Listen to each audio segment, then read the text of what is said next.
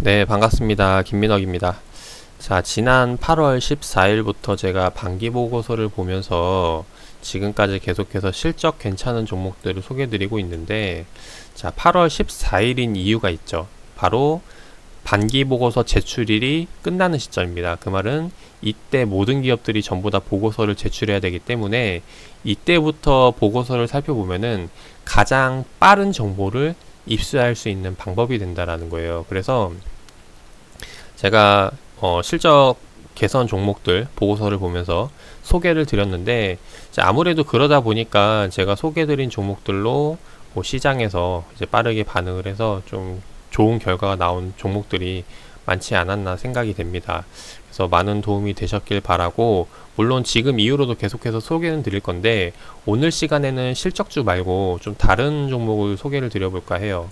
자, 어떤 종목이냐면은 반기보고서 실적주가 아닌 현재 시장에서 특징주인 상승 상위 종목들을 좀 이야기를 드려볼까 합니다.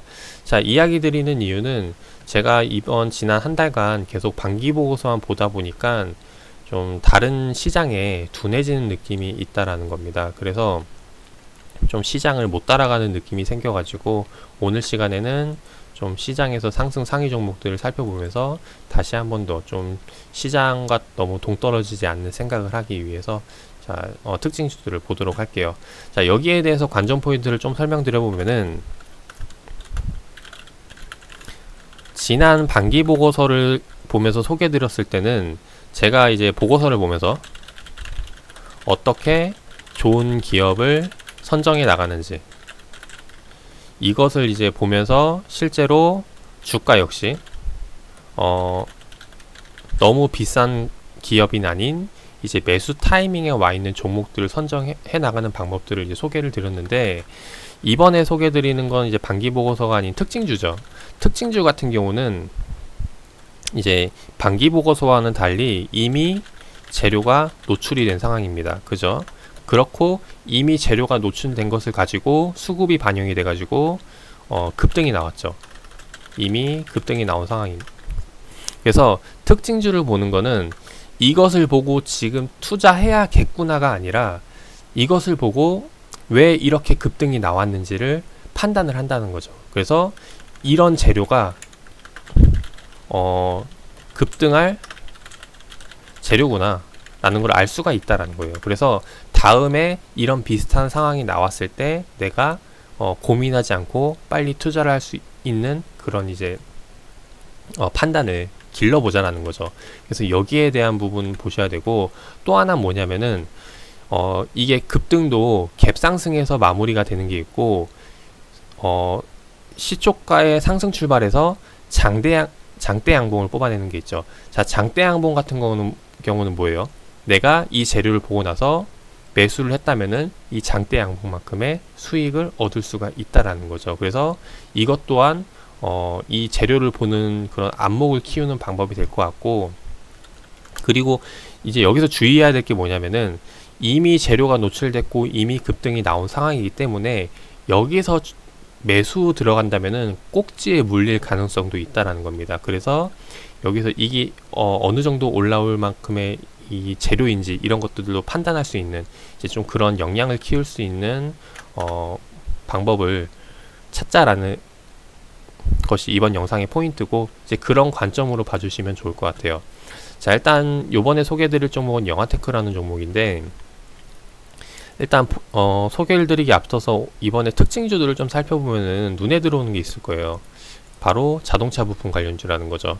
서진 오토모티브도 그렇고, 지금 현재 상승 상위 종목들을 보더라도 자동차 부품, 대성파인텍도 마찬가지, 부산주공도 마찬가지, 에코플라스틱, 그리고 뭐 코다코 등등등 전기차, 수소차 관련주, 자동차 부품 관련주가 현재 시장 상승 상위 종목들로 포진되어 있다라는 겁니다. 그 말은 즉 이게 개별 이슈로 해서 개별 기업만 띄운 게 아니라 시장 전체적인 업황 수혜 이슈가 나왔을 가능성이 높다라는 거죠. 일단 그런 부분으로 접근을 하는 게 좋을 것 같고, 자, 영화테크 같은 경우 보면서 말씀을 드려보도록 할게요.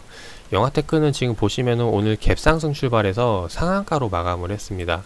자, 일반적으로 갭상승 출발했다라는 거는 장 시작 전에 혹은 장 초반에 어떤 이슈가 이미 나왔을 가능성이 높겠죠. 혹은 어제 전날에 나왔을 가능성도 있고, 그래서 이 부분을 좀 살펴봐야 될 것 같아요. 그래서 보면은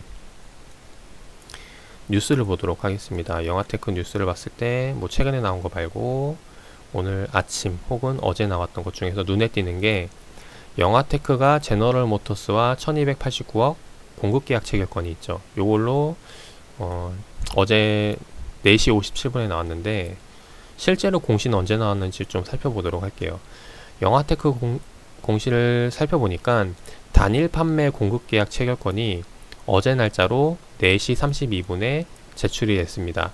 장 마감 이후에 나오다 보니까 실제로 어제는 이렇게 크게 반응을 못하고 오늘 크게 반응을 하고 상한가를 기록을 한 걸 알 수가 있죠. 자, 그러면은 이게 도대체 어떤 재료이길래 이렇게 갭상승해서 상한가를 기록을 했을지, 이 부분을 한번 좀 긍정적인 부분을 살펴보도록 할게요. 자, 지금 보시면은 내용을 쭉 읽어보면은 단일 판매 공급계약 체결, 공급계약권이 있고, 지금 계약 금액이 있죠. 아까 이거 1289억 나왔고, 이게 현재 매출액 대비 얼마인지, 이 영화테크가 연간 매출액을 벌고 있는데 그 연매출 대비 289%의 규모라는 겁니다. 그리고 상대방 사업 쭉 보면은 이제 뭐 일자가 나와 있는데, 자, 이거 보는 방법은 쉬워요. 공급계약이 매출액 대비 얼마가 나와 있는지만 보시면 됩니다. 실제로 이렇게 크게 나와 있는 게 이제 주가 급등에 대한 요인이 되는 경우가 많아요. 그래서 이 부분을 보시면 좋은데, 단 여기서 이제 좀 생각을 해야 될 게, 공급계약 규모가 큰 거는 장기간에 걸쳐서 납품되는 경우가 많습니다. 그래서 이 부분을 이제 생각하면서 변수를 찾아야 되는데, 왜 이게 변수가 되냐면은, 예를 들어서 과거에 우리가 이제 그러니까 mp3라던가 CD 플레이어 썼을 때 이제 그걸로 음악을 들었잖아요. 근데 그 제품을 만드는 회사가 있었어요. 근데 이게 이제 우리가 스마트폰이 보급이 되면서 스마트폰 안에 mp3 기능이 탑재가 되어 있죠. 이제 그러다 보니까 실제로 CD 플레이어나 mp3를 사용하지 않게 된다라는 겁니다. 그렇게 되다 보니까 그 기기를 납품했던 회사들은 어떻게 돼요? 장기간에 걸쳐서 공급계약권을 체결을 했었는데, 이게 이제 갑자기 기술의 변화가 생기면서 그 제품을 쓰지 않는다라는 거죠. 이제 그렇게 되니까 실제로 그 제품을 팔지 않으면서 그 계약권을 파기시키는 경우가 생긴다라는 거예요. 그래서 이것도 마찬가지로 이 공급계약권이 8년간 장기간 될 건데, 이게 실제로 8년 동안 꾸준히 납품을 해서 이 매출액을 벌을 수 있는 건지, 아니면은 이렇게 8년간 계약을 해놓고 장기간에 걸쳐서 하다 보니까 이 사이에 기술의 변화로, 기술의 발달로 이게 이제 제품이 판매되지 않을 수가 있죠. 계약이 파기될 가능성이 없진 않은지, 이런 부분들을 이제 체크를 해봐야 된다는 거죠.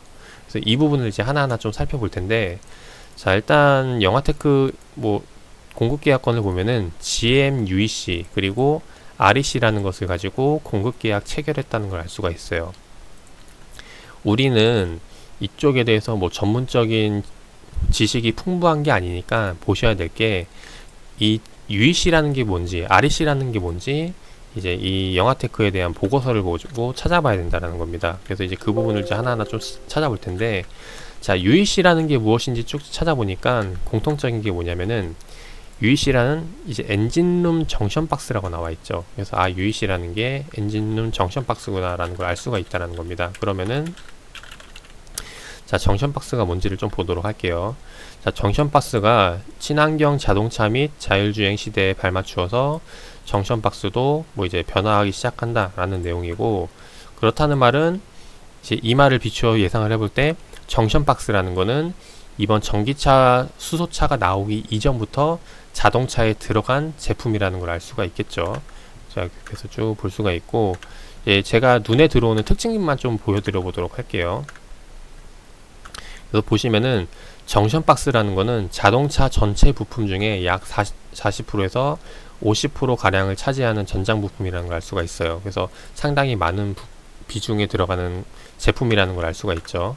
자, 그렇게 해서 들어가는 거고, 지금 정션 박스 그 제품이 크게 4가지로 나눠지는데, 여기서 지금 보시면은 UEC와 REC였죠.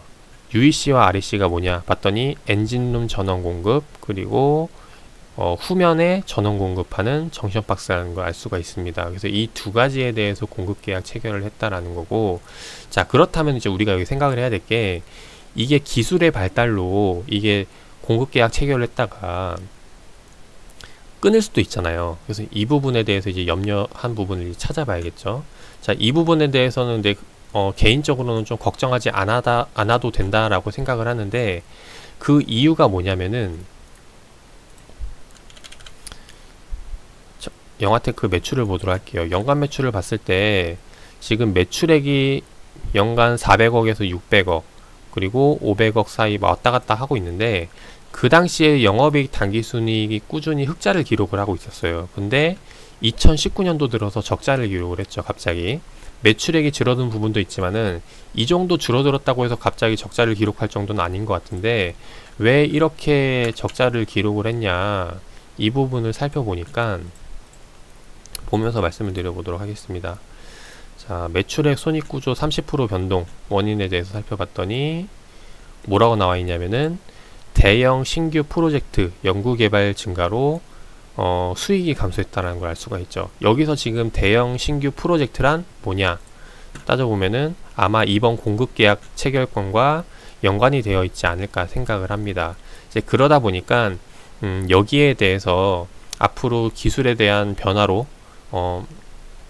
변화도 있을 테지만은, 영화테크도 마찬가지로 계속해서 연구개발하면서 제품을 만들기 때문에 장기간에 걸쳐서 공급계약 체결될 가능성이 상당히 높아 보인다라는 거예요. 그래서 이런 관점으로 일단 좀 긍정적으로 접근을 할 수가 있을 것 같고, 이제 그렇다 보니까 이번에 갭상승 나온 이후에 상한가를 기록을 했는데, 여기서 이제 또 하나 보셔야 될 게, 그 공급계약 규모가 1280억이었죠. 근데 지금 보시면은 영화테크 시가총액이 1100억이라는 겁니다. 거의 시가총액에 맞먹는 규모의 거래를 했다라는 거죠. 여기서 지금 보셔야 될 게, 이게 이 공급계약 체결권 다시 보면서 말씀드려보면은, 지금 계약 상대방이 제너럴 모터스거든요. 미국에 있는 회사인데, 이게 만약에 공급계약권을 통해서 다른 회사에도 계약이 들어간다면은, 근데 그 계약 규모가 이 1000억 원 이상이 된다면은, 그러면은 실제로 이 영화테크의 기업 가치는 1000억, 지금 시가총액이 1000억보다도 훨씬 더 많게 될 수가 있다라는 거죠. 그래서 이게 앞으로 매출액이 제조업들 같은 경우는 꾸준히 나오는 경우가 많은데, 이전에 400억, 500억 하던 회사가 요번에 공급계약권을 이유로 몇천억 단위로 올라가게 된다면은, 마찬가지로 시가총액 역시도 상당히 높은 부분 껑충 뛸 수 있을 가능성이 높다라는 겁니다. 그래서 이런 관점에서 영화테크를 좀 보시면 좋을 것 같고, 나중에 이런 비슷한 공시가 나왔을 때도 마찬가지로 지금 제가 이렇게 소개드렸던 부분들을 체크를 하면서 좀 비교 분석을 해보면은, 이게 주가가 더 갈 만큼의 재료인지, 그리고 아니면 지금 그 납품되는 제품이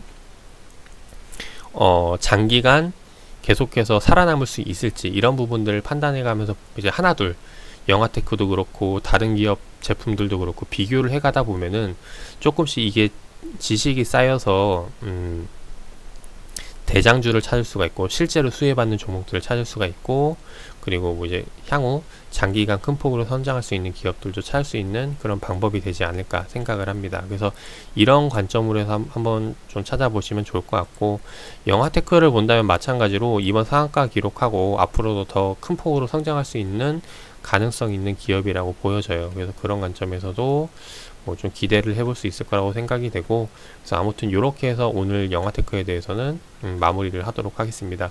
이후에 다른 특징들도 살펴보면서 좀 재밌는 기업들이 보이면은 소개를 드려보도록 하고, 궁금하신 내용 있으면 카톡이라던가 댓글을 통해서 남겨주시면은 추가적으로 이야기를 드려보도록 할게요.